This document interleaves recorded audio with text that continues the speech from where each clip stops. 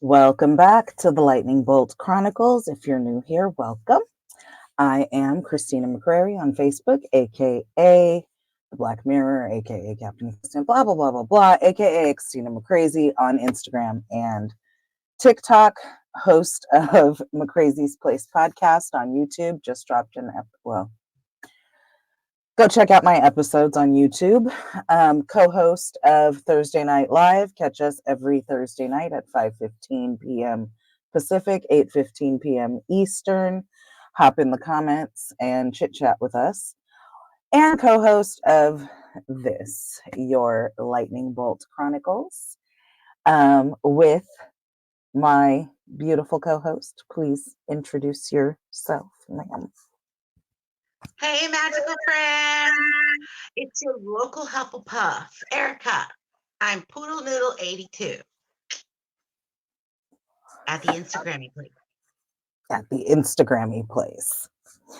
That's all. You can find this podcast on YouTube. You can go to our website where you could either listen to it or watch it. You have both options. You can listen to it on Spotify. You can listen to it on iHeartRadio. Lots of other places. Check us out. And to find all things McCrazy, go to this link right here, which includes this podcast as well as all of the others, merch, all of that good stuff. Yeah. All right. So if you're keeping up and you're paying attention, you know that we took a little Easter holiday, as they would call it at Hogwarts. And so now we are back. However, I do have to mention, in the last chapter, we talked about the fact that there were 700 Quidditch fouls. And we both were like, I would really like to see a list of the 700 Quidditch fouls. And so I did some research while we were on Easter hiatus, because I have Quidditch Through the Ages. The real one, not the Christmas one. Yeah, this is the library book version. If you look, you'll see that Harry was the last person to check it out of the Hogwarts library. There you go. Cool. But what it says, check it out? Huh? Did any more notables check it out? Oliver Wood. I don't know who Dunstar is. Flint, Diggory, Angelina Johnson, Ernie Macmillan, Terry Boot, S. Fawcett, Kay Bundy, Katie Bell, C. Warrington, J. Dormy, T. Knott. That would be Theodore Knott. S. Capper, don't know who that is. Millicent Bulstrode, Fred Weasley, Hermione Granger, and Harry Potter. Wow, a lot of people checked it out. Yeah. All the Quidditch players. From all the houses.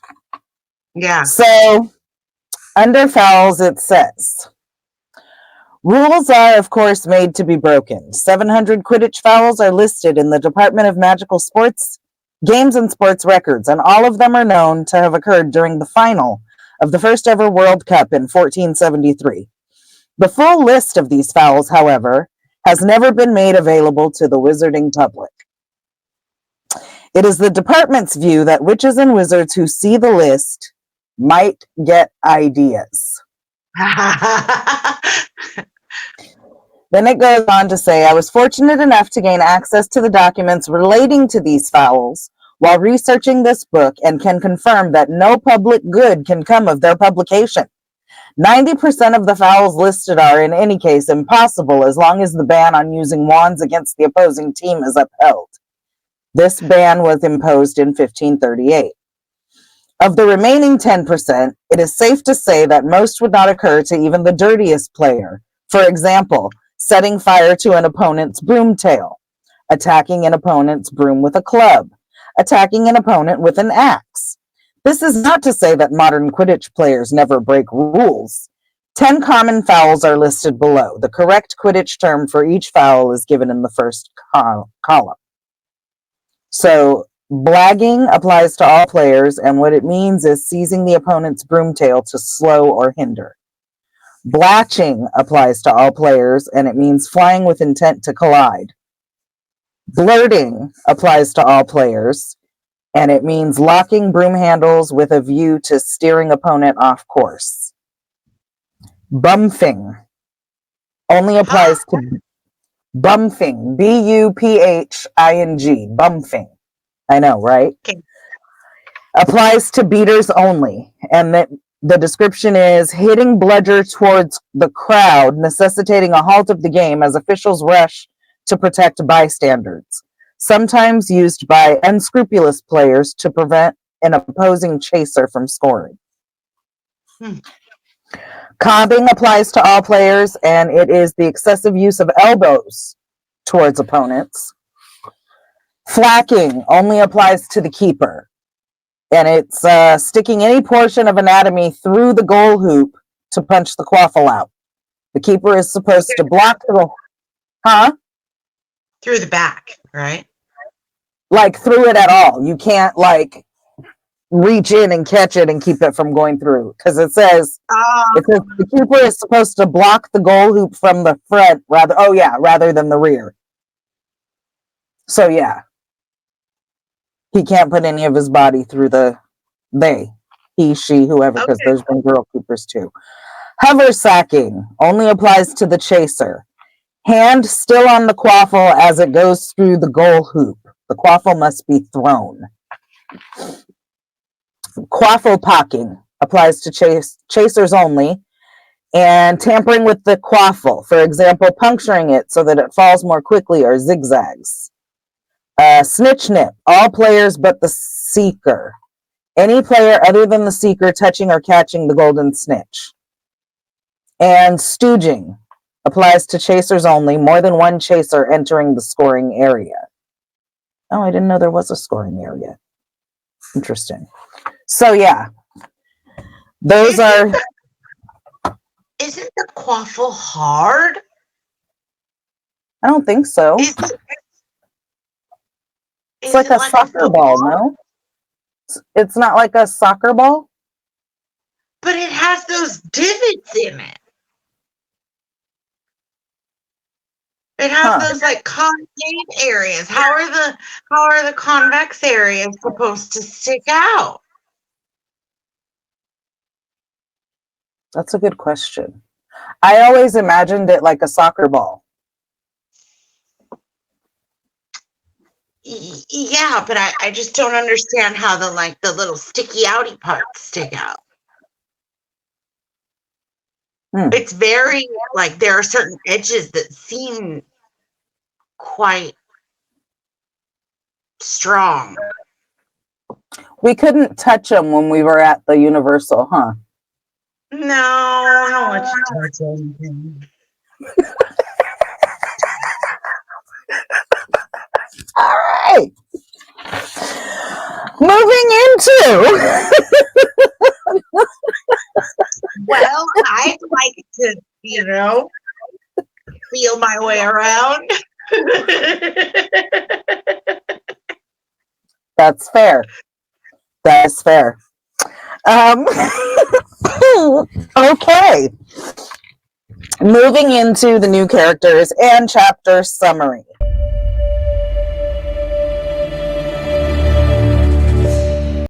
So, what's it called? Chapter, we are talking about chapter 12, and this chapter is called The Mirror of Erised. That is the proper way to say that word. If you read the chapters aloud on YouTube, the word is Erised. Okay? The Mirror of Erised. I'm sorry, okay. Basically, she's hot because everybody on YouTube pronounces it differently if they're not Stephen Fry. I really hate that they took Stephen Fry off of the YouTube and the Pocket Casts and all the things because he reads it so perfectly, but the audiobooks cost the same as if you buy any of the other books. Like, you have to choose what format you want unless you're rich to buy all of the formats. And I have the Kindle format. So that's just what it is, because then I always have the books with me. Anywho, sorry. Everybody on YouTube was reading it wrong and it irritated me. Okay. So, the Mirror of Erised. Do we run into any new characters this chapter? We do. We run into, well, we actually meet just one new character, and that is Madam Pince, the librarian. But there are mentions of other characters as well. So we learn that Ron's two oldest brothers, the ones that are beyond Hogwarts age, that are grown up and gone, are Charlie Weasley and Bill Weasley. Charlie works in Romania with the dragons, and Bill works for Gringotts Bank. Yeah. And we learn that Hermione's Muggle parents are both dentists. Adorable. Yeah. So those are, and Bill, Charlie, and the Grangers are all only mentioned in conversation, really. But those are new characters of note. Now, if you recall, the last chapter ended with Harry's first Quidditch game. He caught the snitch in his mouth. He stayed on his broom, even though it was trying to buck him off like a bronco. And then when they went to Hagrid's place to talk later, Hagrid was like, whatever that dog is guarding is between Dumbledore and Nicholas Flamel. And the kids were like, ooh, Nicholas Flamel? Huh? Okay. So now we go into the next chapter. It's getting closer to Christmas, and Malfoy, being the little jerk that he is, first tried to, go around and say that a wide-mouthed tree frog could be the next Gryffindor seeker because, but nobody found it funny because everybody was amazed that Harry was able to stay on his broom while it was bucking like a bronco. So, That's right. His antics weren't working this time. But, of course, Malfoy being Malfoy, he had to double down. Oh, well then, how come, or no, what did he say? It must be really sad to have to stay at Hogwarts over the Christmas holidays because your family doesn't want you. Right. And Harry's like so not bothered because he's thinking, I've never really enjoyed Christmas before. I might actually be able to enjoy it this time. I'm going to enjoy staying here over Christmas break. And it just so happens all the Weasley boys are staying because Mr. and Mrs. Weasley are going to visit Charlie in Romania. So I get to spend Christmas here at Hogwarts with Ron, Fred, George, and Percy? Come on. Okay. Oh, yeah. All right. So leading up to Christmas break, they're going to the library every chance they get on lunch breaks and all this stuff. They're trying to figure out who Nicholas Flamel is. They have no idea. They don't even know what section they're supposed to be looking in. They're just randomly searching library books for Nicholas Flamel. And no, they're not just randomly searching library books. The three of them are very on point to who they are. Hermione has a list. She's going through her list. It's categorized and everything, very Hermione-esque. Ron, however, being our dear Ron, is randomly going through books. Going at random. Literally. And just walk down the aisle and be like, and I don't know what Harry's strategy was, because he got distracted by the restricted section and was like, dang, be good if we could get in there. And then Madam Pince saw him and scared him away, and he ran off, because you have to have a note from a teacher to be able to get into the restricted section, because it has all of the advanced dark magic that only the older kids really get access to, when they're trying to do advanced studies in defense against the dark arts. Okay. Exactly. So that happens. Christmas break comes. Ron and Harry are like, yeah, we should be in the library. And they kind of do a little, but they're really kind of slacking off. And they're out having furious snowball fights with Fred and George and, doing other stuff and just hanging out. Harry learns how to play wizard chess and he's having a great time. He's hanging out with the Weasley family. He's at Hogwarts. He's having a great time. He goes to bed on Christmas Eve, not expecting to have any presents on Christmas morning, but still expecting that it'll be the best Christmas he's ever had because, right? Adorable. Right? I mean, and then that'll come into play in a minute when he opens his Christmas presents. So he wakes up in the morning and there's a small pile of presents at the foot of the bed. And Harry's like, Ron's like, come on, let's open presents. And Harry's like, I have presents?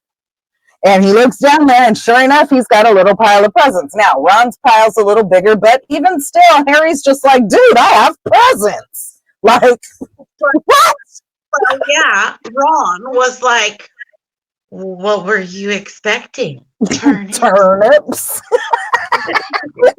Yeah, but I don't think Ron really knows that, I don't know that Harry specifically ever mentioned that he's never really gotten Christmas present. I mean, well, he opens a small package from the Dursleys and it's a 50-cent piece. And Ron's like, what is that? That's money? What is it? And Harry, thinking that's funny, he's like, yeah, here, you can have it. But yeah, that's the gift from the family he grew up with. It basically translates into 50 American cents.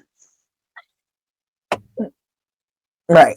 It's $50 coin is what it is. But it's better than some of the other gifts he gets over the years. We'll get into that in later episodes. But so then Ron's like, oh, I recognize that one. That's from my mom. And Harry's all touched because Mrs. Weasley sent him a package and he opens it up and Ron's like, oh, you got a Weasley sweater.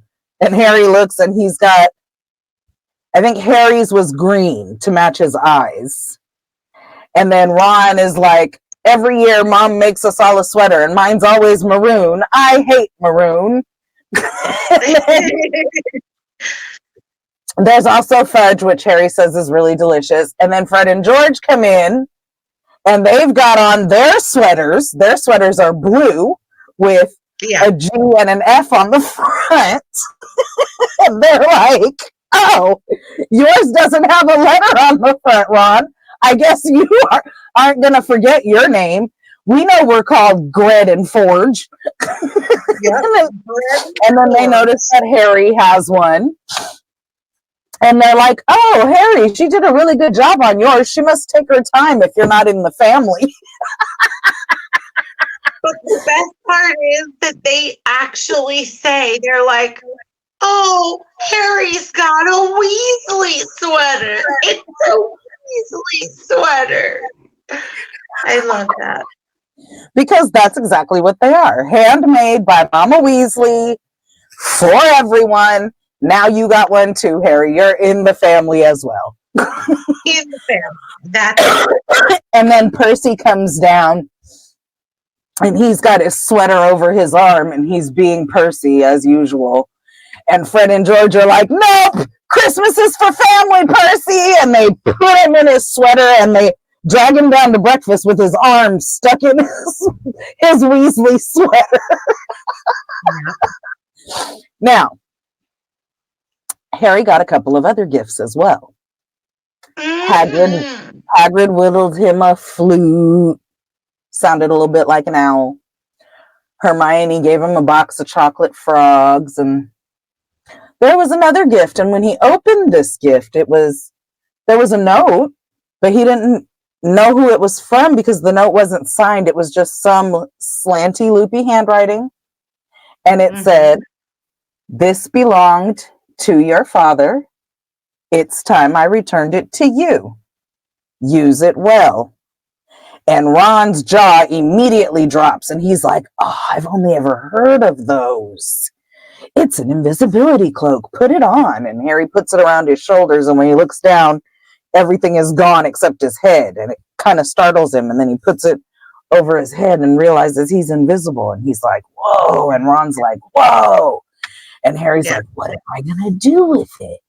And so they hear someone coming, so he puts it away real quick because he's not ready to share it just yet. Yeah. But now Harry's got an invisibility cloak. So they go down to the Christmas feast. And the Christmas feast is, oh my God, all of the things. Like, all of the things. All the things. So much of the things. And they have a great time, and they eat, and Dumbledore's wearing a flowered bonnet, and they have those pull-apart cracker thingies, but not like ours where it comes with little paper hats. They have like big real hats, like pirate hats and live mice and things like that. Just, you know, over the top. Because wizard's chess. And because like they come with presents, basically. You pop it and like presents appear. Yeah, and mice. Yeah, because over the top and magic. So they do all of that, and then they head up to bed, and then Ron immediately falls asleep, and Harry's kind of laying awake, and then he thinks about the cloak, and he's like, use it well. What would I use it for? And then he thinks, oh, I can go to the restricted section, and I can have all the time that I need because nobody would be able to see me there. He thinks about waking up Ron, but he thinks, nah, I think the first time I use it, I want to use it by myself. And so, I love it. Yeah, kind of.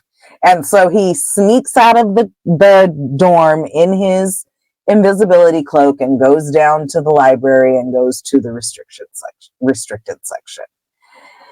He pulls out a book, and lo and behold, of course, the first book he pulls out, it starts screaming, shrieking at the top of its lungs. And even when he slams it shut, it's still screaming. And he shoves it back in there and throws the cloak back over himself and hurries up and runs past Filch out of the library as Filch and Mrs. Norris come to see what's going on. He slips under Filch's arm in the doorway and runs, and he's hiding, and he hears Filch and Snape talking about looking for him, and he hides.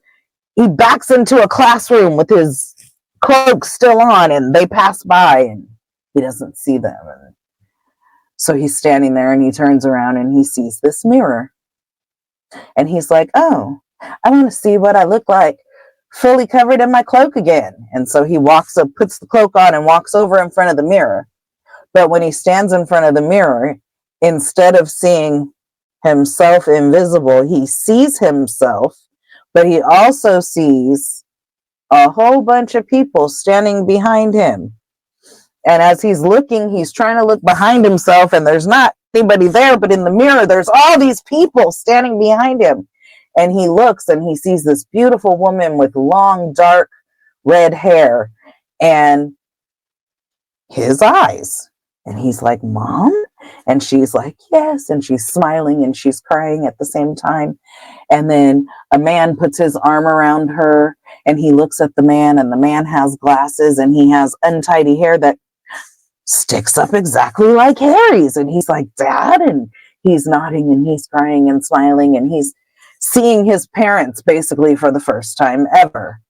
And also in the mirror are like some grandparents and some others, but he's concentrating, and he just stares at his parents. And after a while, he realized he's been there a really, really long time and should probably go back to the dorms. And so he throws the cloak back on and goes back. Well, when he tells Ron the next morning, he's like, I have to show you this mirror. You got to come see my family. And Ron's like, yeah, and you can see my family, Bill and Charlie. Harry says, and I can see your family too, your big brothers and whatever. And Ron's like, yeah, just come around the house any holiday. You can see them any old time. And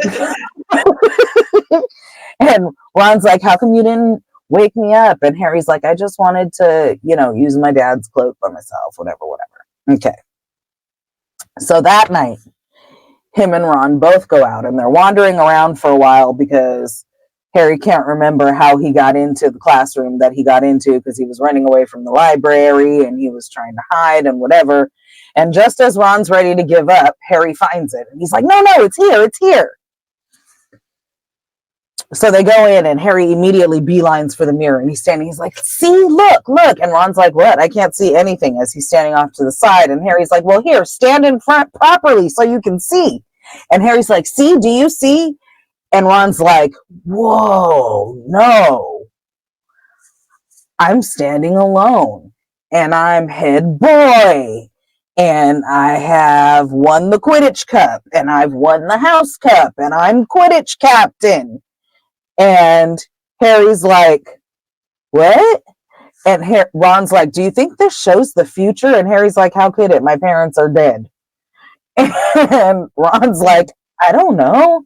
And so they're trying to figure it out. And then Harry's like, move over. Let me look at my family. You're just standing by yourself. You could look at that. And Ron's like, wait. You got to do it all by yourself last night. Give me a few more minutes. And they're making noise. And then did Mrs. Norris come peeking in? I think Mrs. Norris might have come peeking in. And they were like, oh! And so they beelined it and had to get out of there because Filch was going to come looking for them. Yeah. So the next time Harry goes out and sneaks down into the room, he doesn't take Ron. He goes by himself. And he walks into the room and goes straight to the mirror and he sits on the floor.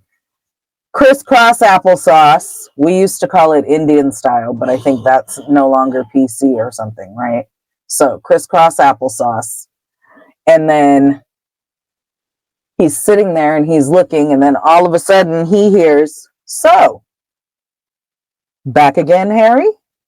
And he turns around and Dumbledore is just sitting on the desk, chilling. I think it was eating some candy or something too. Like, I love Dumbledore. He's sitting on the desk, chilling. I could imagine him eating candy. That's why I don't know if I read that or if I just imagined that. Because I also imagine him like, there's no way his legs aren't long enough to reach the floor sitting on a student desk. But I totally imagine him sitting there swinging his feet and eating candy. Right. Anyway, so Harry turns around and it doesn't say anything about candy.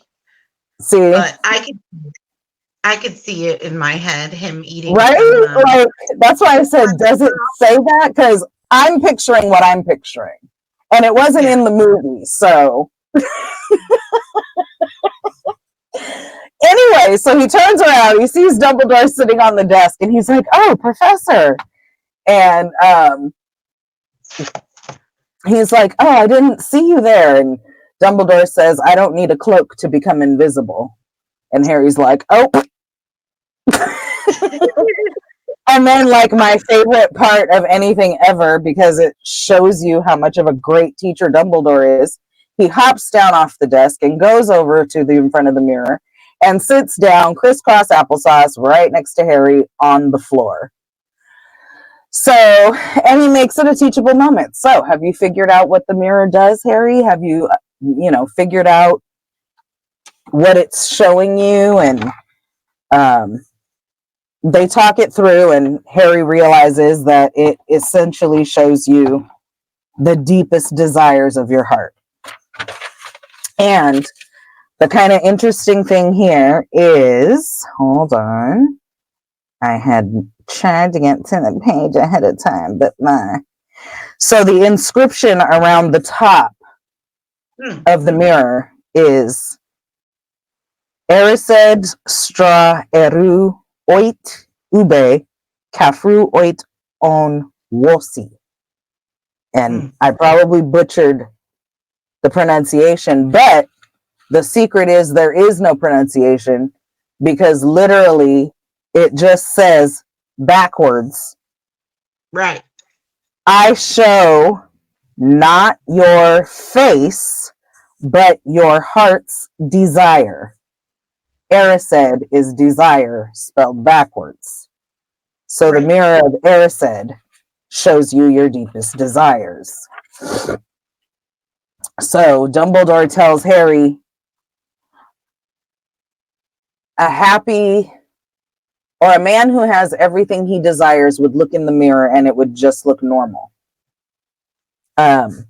And that, so he explains to him, you who have never known your family sees all of your family and generations of ancestors standing behind you. Ron, who's always felt overshadowed by all his brothers, sees himself standing alone and the best at everything. And so, you know, he explains this, and then he's like, the mirror is going to be moved tomorrow, Harry. I ask that you please don't go looking for it again, because don't be sitting in front of this away like it's not real, bro. And then Harry asks Dumbledore what he sees in the mirror, and Dumbledore says that he sees himself holding a nice pair of woolen socks, because nobody ever gets him socks for Christmas because people insist on getting him books. Right. And they go on along their way.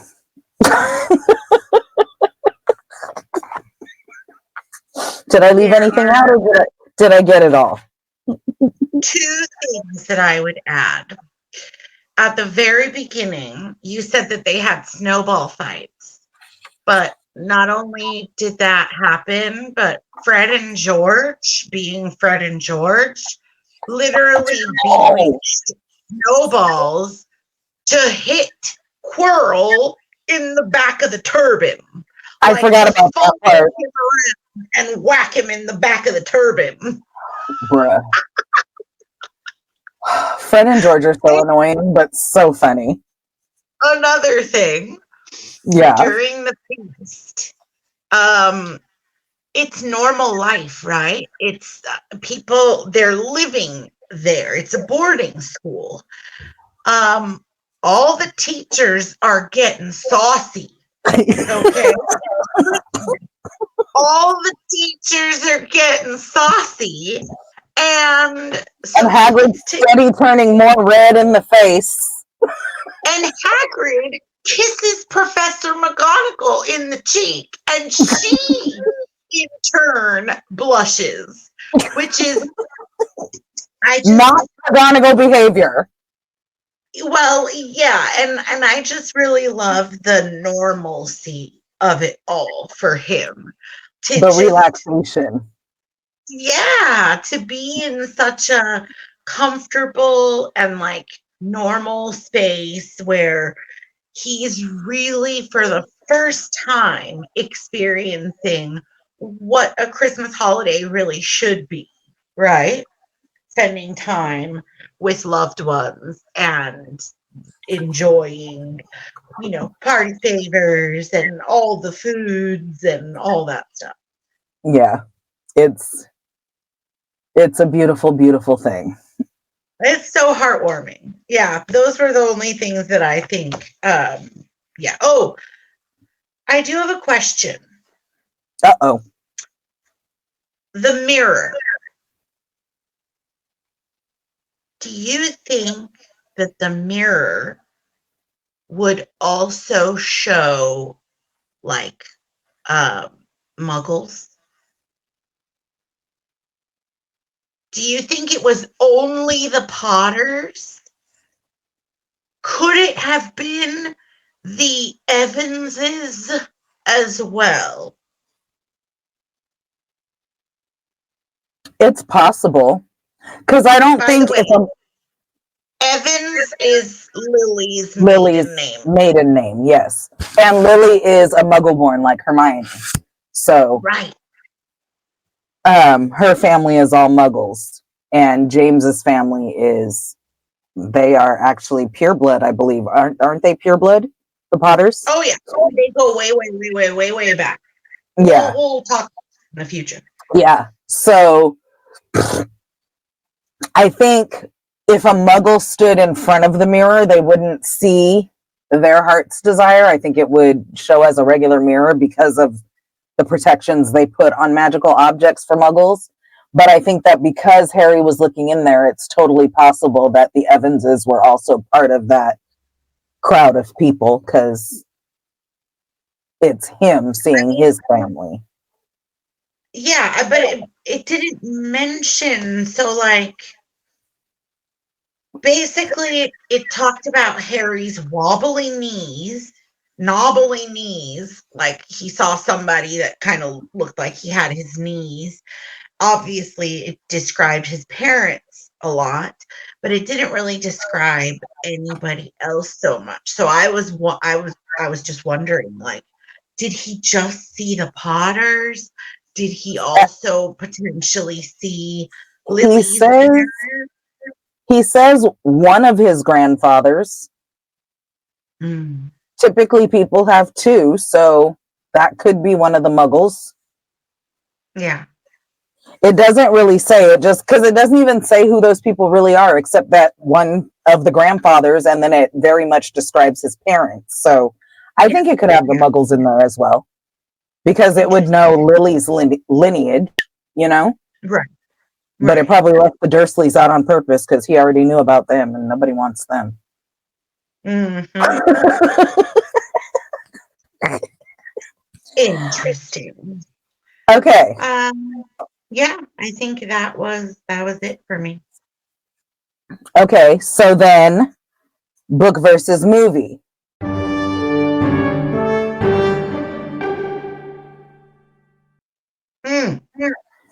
And I already said that Dumbledore sitting on the desk was not in the movie, which I've created my own scene in my head based on what I know about Dumbledore, because I fully see him sitting there, legs swinging, eating some candy.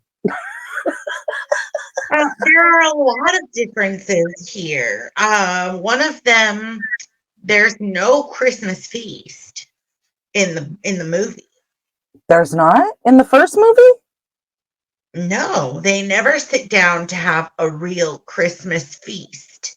They go from the opening of the gifts straight to the mirror, don't they? Huh.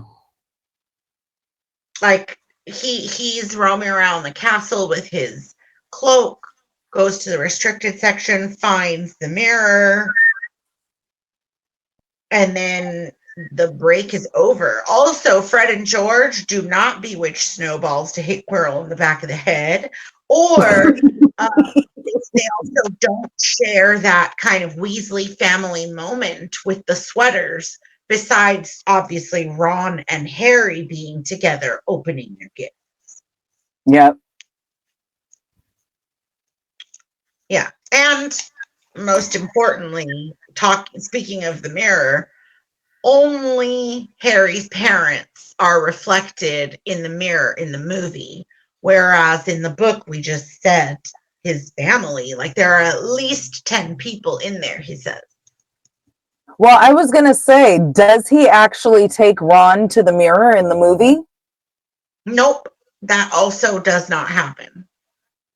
Oh, no, he does. He says, looking properly. He does. That does happen. Okay. And he does see himself as Quidditch captain. And well, I guess so that Dumbledore can explain to him how the mirror works. Yeah. That's the contrast there. Yeah. There is the screaming book in the movie. But I think in the movie, doesn't he knock over a lantern and set fire to the restricted section? No, he knocks over the lantern. I would imagine that it's like magical fire where it's not going to make anything go on fire. Yeah, the restricted section does not, like, there is no blaze of fire. He does knock over the lamp. Okay. So, yeah. All right.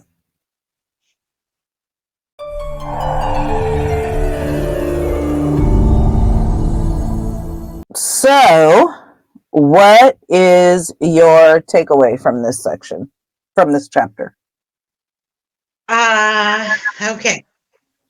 I've already mentioned it from the holiday fun, but the sense of peace, the sense of belonging that Harry must be feeling, like little by little as he experiences more and more in the wizarding world, he just finds more of that sense of belonging and more of that connection that he probably felt something was wrong or something was off when he was in the muggle world, and he could never explain it. He couldn't put his finger on it because he didn't have anyone to guide him through that feeling.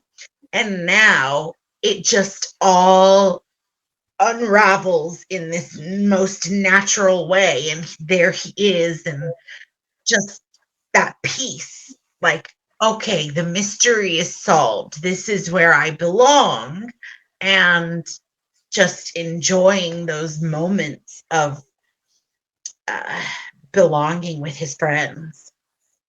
I love that. Also, one more, Gredden Forge. Gredden Forge for life. I just love that. Like the fact that they're like, well, yeah, I suppose she thinks you don't forget your name, but we're not stupid. We know we're called Bread and Forge. Duh, woman. It reminds me of when they were going through the at platform 9 3/4 the first time when she's like, "Go, Fred," and he's like, "I'm not Fred, I'm George. Honestly, mother, can't you tell us apart?" She's like, "Oh, I'm so sorry, George," and he's like, "Just kidding, I'm Fred." Yeah, love it. And I love the fact that also she doesn't like get all that riled up for the most part How with could their she? joke. I mean, I think she She would just have, realizes she's just got to let them be, because dude. otherwise she would just be She's stressing known far. them longer than anybody. They're already her fourth and fifth kids.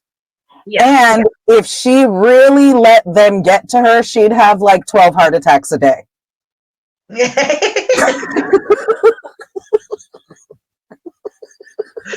That too. Seriously, because 12 heart attacks a day. What's that's yours? why this isn't really a spoiler, but it's a little extra information. That's why later on, when she finds out they want to open a joke shop, it's amazing to me that she's not like, perfect! Because, lady, you know who these people are. Yeah. So, all right. So my takeaway is basically the same. I loved that for the first time in his entire life, Harry had a fun, loving, inclusive Christmas with gifts that were thoughtfully thought out for him and people that wanted to be around him, that he enjoyed his time with. That he has a Weasley sweater because he has a new family now. And yeah, it's all basically the same things. Like Harry has found, it reminds me of the Bizarro episode of Seinfeld, where like there's this whole other universe where everybody's opposite. And like in the Muggle world, he's the dirty boy with the very big clothing who never combs his hair and lives in a closet under the stairs. And you flip the script and he goes to Hogwarts and he's literally the most well-known wizard in history. And like, so yeah, it's just, like you said, it's heartwarming to have him be able to attend the Christmas feast and actually enjoying it with all these people, and how happy he is when he does go to bed and fall asleep. And now having something that he knows belonged to his father, that's something that means something to him. So yeah, like a lot of people say A lot of people say the first book and the first movie are boring, but it's really, really, really all the framework. Because every single chapter, he just settles into the wizarding world that much more. He learns a little more of something and just falls in a little bit more. Oh, the first movie is my absolute favorite movie in the whole series. It's the one that gives you that gives me all the feels. Like all the feels. It's the discovery of the world. The first moment that he sets his eyes on Diagon Alley, like all of that, because it's a whole world of firsts for him. I mean, not that he doesn't have them throughout the entire series, because he does. He has many, because he has so much to learn. But he didn't even know this existed. Yeah, it's just so the discovery. Yeah, it sets the scene. It absolutely sets the scene. All right. Well then, you know what it's time for. It's time to make magic. It is time to make magic.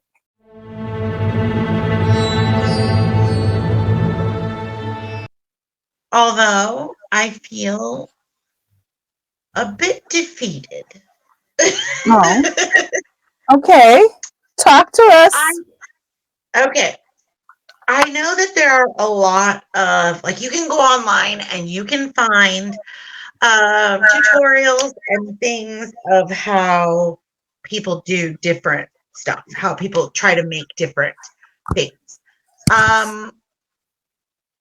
I have the, not the original, but the ornament that they sell, the official Mirror of Erised ornament that they sell at the shops. Do you want me to show that picture? It's heavy. I have it right here if you want. I have the live one in my hand. It's heavy. It's so it's lovely. Beautiful. But look, these are not holes, okay? This is some paint. Oh. So even this is off in terms of how it's just so tiny. How do you get so much detail into something that's so dang tiny? It's not possible unless you have machines, okay? And when it comes to this, like I said, this one is really weighty. And when you put it on your Christmas tree, it brings those branches down a bit. And I thought about it, and I know a lot of people use cardboard, but I can't possibly imagine getting an X-Acto knife so sharp that it's going to make all those wonderful cuts that you need them to be so precise. Also, I considered the weight. And so, without further ado, let's look at my materials that I used. So I have a picture of the mirror, so as a guide. And I went to my local Daiso and I found that clay, but it's like, how can I explain it? It's like foam clay. It's really, really, really light. And I don't know what sort of things it's made out of, but there are warnings that if you have a rash when you touch it, you should stop touching it. So I used gloves because I was scared. I used one of those flip mirrors and I just broke it off of the flippy thing off the door. Okay. And I got some like clay tools in order to try to mold the clay. And so I began. And at first I thought, wow, this is kind of looking cool. And then because I was doing the easy part first. And then when I got to the harder part, which is the top with all the details, I could see why the original, well, the one that they sell has the painted top part, because those intricacies were just making me upset. Yeah, I was getting a bit frustrated trying to make the very thin little detailing, but I did what I could. Let's move on. So the top tier things, like turret looking things, the turrets, they oh my gosh.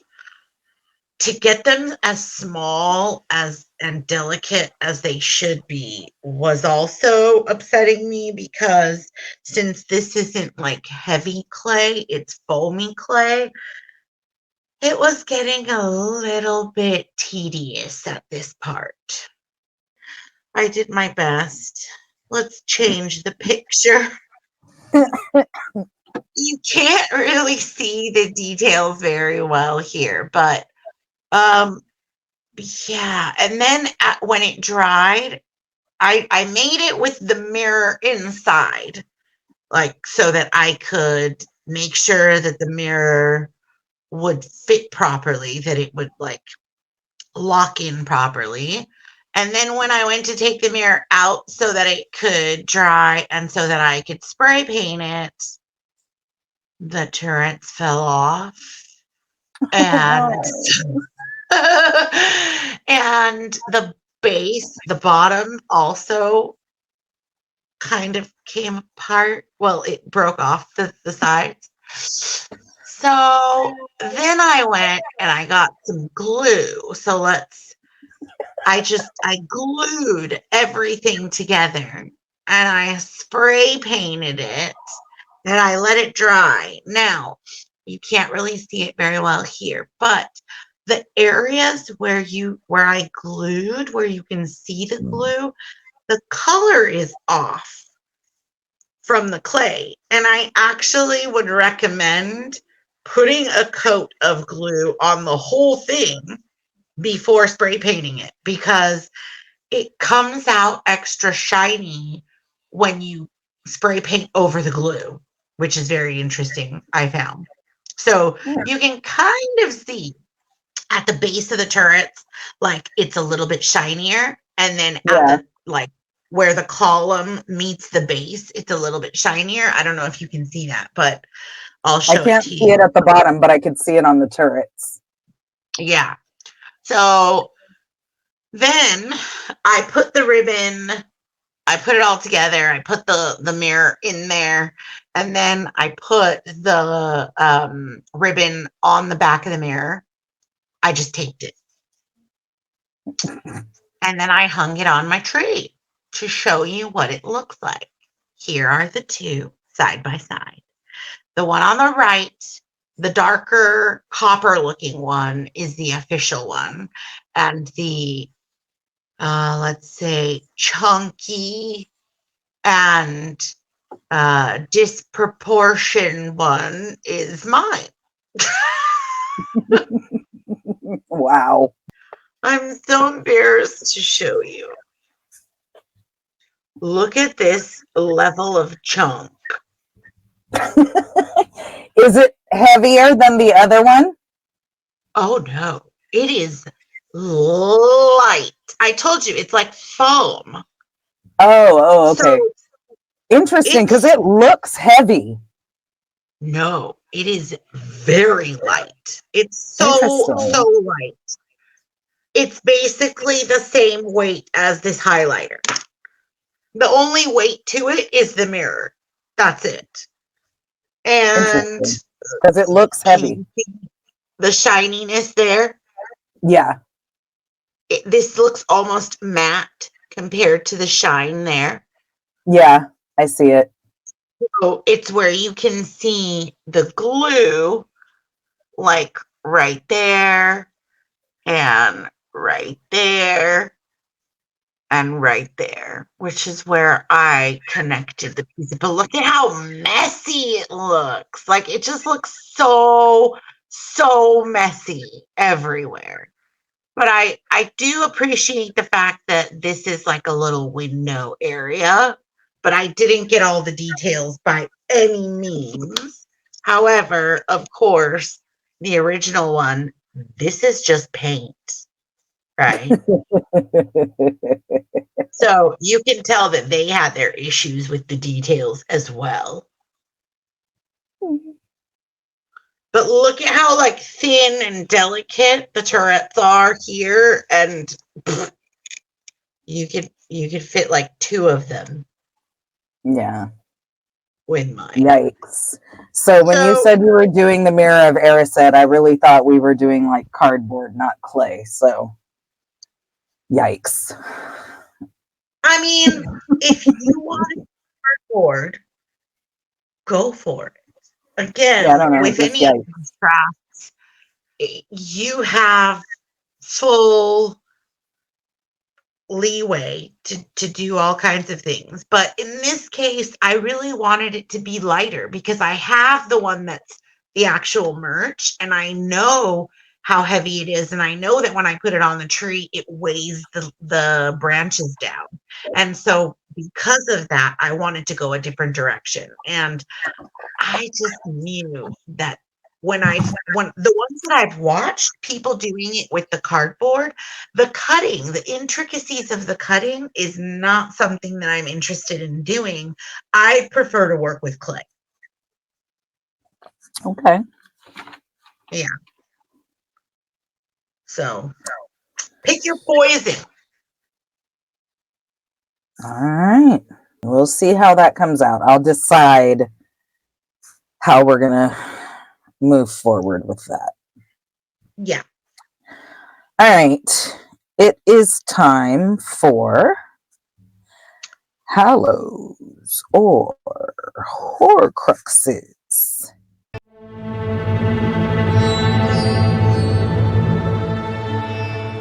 Yeah. And I was trying to find where it listed out. Oh, it doesn't tell you. Okay. Hallows or Horcruxes question. Would you rather attend the Hogwarts Halloween feast or the Hogwarts Christmas feast? As much as I am a fan of Halloween, at no point in time do they reference getting dressed up in a costume. It's literally just a feast. And the feast, the Halloween feast, is basically, I guess you forego regular food for candy and snacks and I don't know, stuff. Is that what the Halloween feast is? I was looking to see what the foods were that they served, and it didn't really give that detail. It just said that, like at the start of term feast, the gold plates did the thing. I guess that's only for special occasions when you get the gold plates and it like does the thing. Yeah. Yeah. So the gold plates are only for feasts, for sure.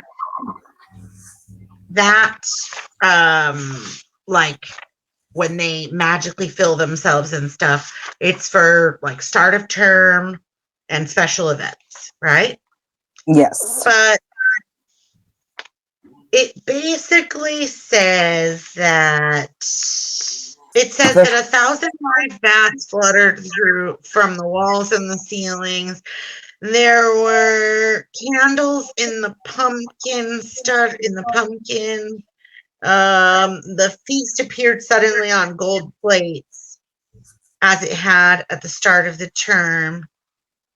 In the movie, maybe this is like a book versus movie moment, we see crap tons of candy, right?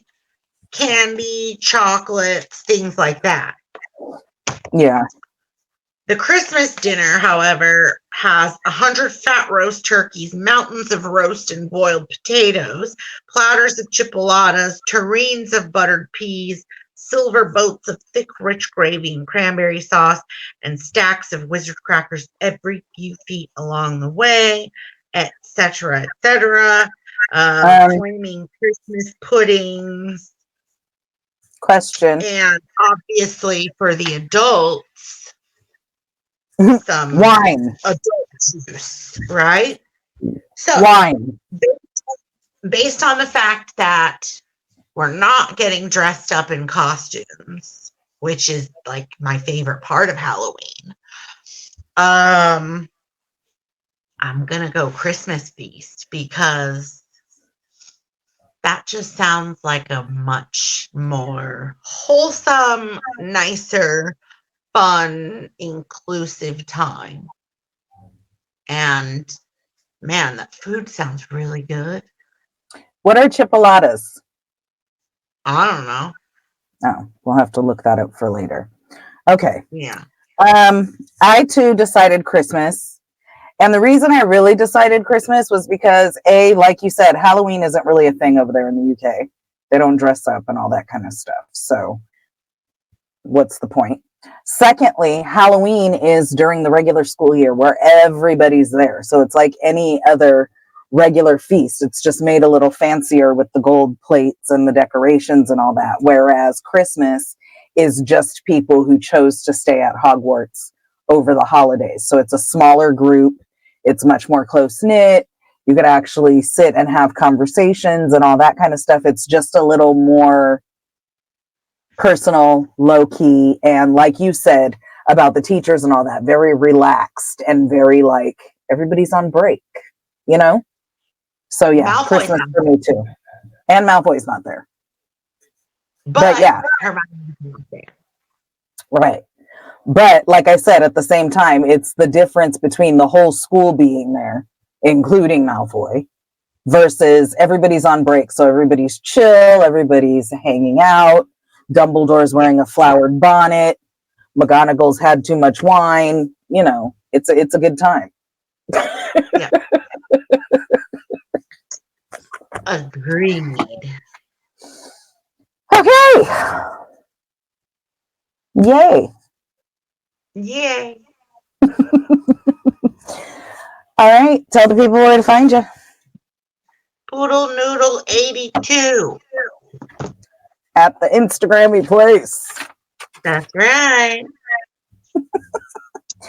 And I am Xtina McCrazy on TikTok and Instagram. All of my podcasts are presented to you by Sarcarrogance Media Group, SMG or SMD. You can get Lightning Bolt Chronicles merch at the sarcarrogance.com website and find all things McCrazy, including Lightning Bolt Chronicles website, which leads you to everything Lightning Bolt Chronicles, at this link right here. I broke that fingernail. That's why so let's see, this link right here, msha.ke/xtina McCrazy. If you are returning, thank you for returning. If you are new, I hope you will return. And we hope you have a magical 2 weeks. Go forward with kindness and love.